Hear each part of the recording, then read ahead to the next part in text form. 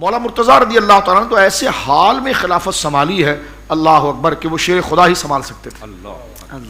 ہر طرف سے شرازہ منتشر تھا اور اجتہادی اختلافات کا ایک انبار تھا. مسائل کو سدھارا جائے، لیکن جنہوں نے حضرت سیدنا عثمان کو شہید کیا تھا ان کی شرارتیں اور ان کا پروپیگنڈا ایسا تھا کہ وہ ہر اہل حق کے گروہ کے اندر چھپ کر انہی کا نعرہ لے کر گویا کہ باتیں کر رہے تھے. ادھر سے حضرت عثمان غنی ذو النورین کے قصاص کا مسئلہ ہوا. اب حالات ایک طرف سے اتنے خراب ہے کہ ریاست کے حالات کو کیا جائے یا جناب جو ہے وہ حضرت عثمان غنی ذو النورین کے قصاص کی طرف آیا جائے. تو مولا مرتضیٰ رضی اللہ تعالیٰ عنہ کی صائب رائے اتنی تھی کہ اہل سنت کے اس بات پہ اجماع ہوا علی نے جب بھی کچھ کیا حق کیا، اور علی کے مقابلے پر جب بھی کوئی رائے آئی وہ اجتہادی خطا کی آئی، اور جب بھی کچھ علی نے جو کیا وہ اجتہاد میں ہمیشہ صائب رہے. اعلیٰ حضرت امام اہل سنت نے اعتقاد الاحباب کے اندر یہ باتیں ساری تفصیل کے ساتھ لکھی ہے. یہ مولا مرتضیٰ کے سامنے کے جو لوگ ہیں ان کے سامنے کی بات ہو رہی ہے. ایک بات سرکار مولا مرتضیٰ رضی اللہ تعالیٰ عنہ کے لیے جو ان کی شہادت کی طرف میں اشارہ کر دیتا ہوں، وہ ایک بات جو آئی تھی، بہت بڑی بات ہم نے کی. ہمارا علم چھوٹا ہے تو ہم اس کی چاشنی، اس کے مقاصد اور اس کے مفاہیم تک ہم نہیں پہنچ پاتے، اس کی اہمیت تک. سرکار نے فرمایا کہ میں نے نزول قرآن پر جہاد کیا ہے، علی تعویل قرآن پر کرے گا. اللہ اکبر.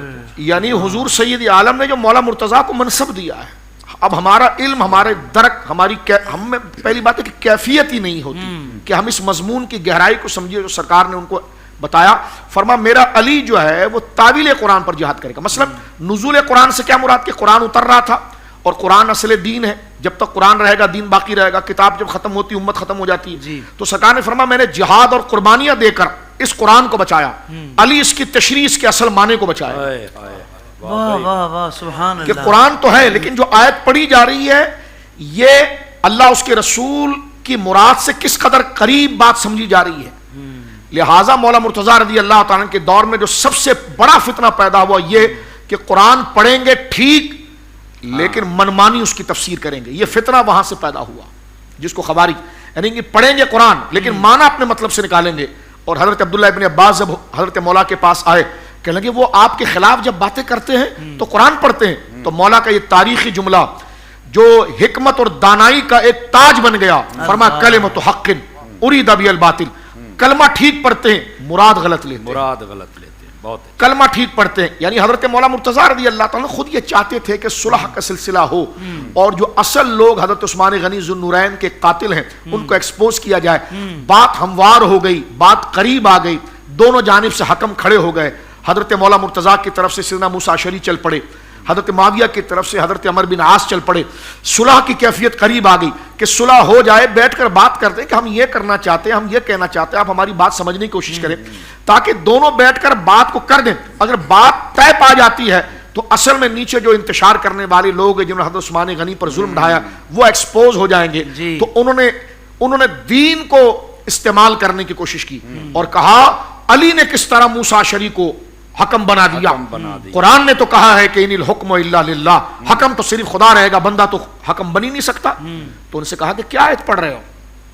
علی کو قرآن سکھا رہے ہو جس کے بارے میں رسول اللہ کہتے ہیں کہ علی قرآن کے ساتھ ہے اور قرآن علی کے ساتھ ہے، تم علی کو قرآن بتا رہے ہو. حضرت عبداللہ ابن عباس کہتے ہیں جو شاگرد ہیں، حضرت فاروق اعظم کے بھی شاگرد ہیں اور حضرت علی کے بھی شاگرد، وہ فرماتے ہیں میرا استاد یہ کہتا تھا کہ قرآن کی ہر آیت کو میں جانتا ہوں. مولا علی کہتے ہیں کہ یہ رات کو اتری ہے، دن کو اتری ہے، اس کی یہ کب اتری ہے، اس کے مسائل کیا ہیں. تو وہ حضرت مولا علی کے سامنے قرآن اٹھا کر لیا اور کہنے لگے حکم جو ہے وہ آپ کیسے کسی بندے کو بنا سکتے ہیں. آپ نے فرمایا ٹھیک ہے پھر ہم تمہیں ماریں گے نہیں، اگر تم نے دلیل سے بات کی ہے نا.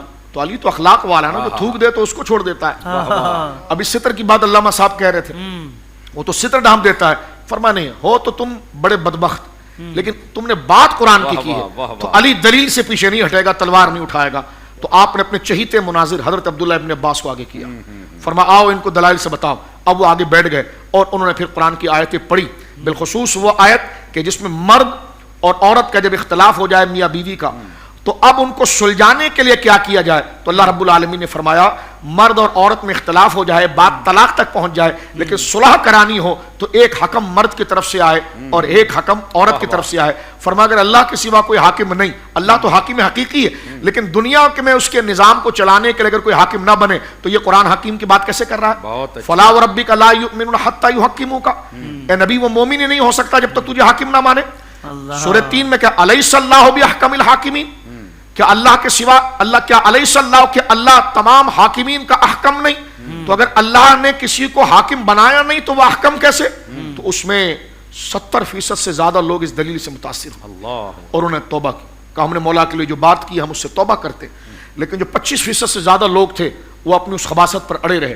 اب حضرت علی نے فرمایا اب ان کے ساتھ قتال ہوگا، اب قتال ہوگا کیونکہ یہ فتنہ ہے۔